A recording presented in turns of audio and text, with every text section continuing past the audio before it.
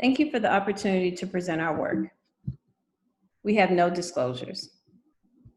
Pediatric firearm injury is a known cause of morbidity or mortality in children, and firearm safety guidance delivery by pediatricians may serve a key role in decreasing the number of injuries that our children face. However, not all providers are providing this message, noting time constraints, fear of offending parents, and lack of training as barriers. Therefore, the purpose of this study is to describe the development of our firearm safety guidance training program, providing a reproducible and translatable model for use in community pediatric clinics and residency programs. Our firearm initiatives had several phases using the knowledge to action framework for development. We completed a retrospective review of firearm injuries at our institution and a feasibility study assessing pediatric provider current beliefs and practices surrounding firearms.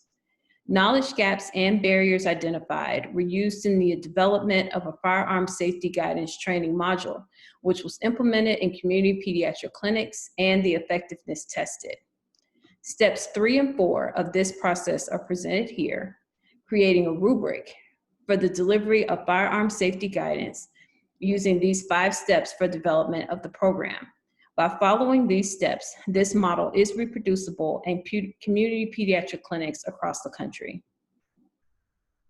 Our first step was to include firearm injury data from our local institution and national statistics.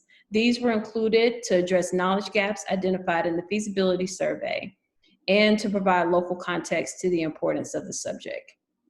We also provided proper storage of firearms in the household, and we educated pediatricians on cable locks and fingerprint safes so that they were well versed in the options available to their patients.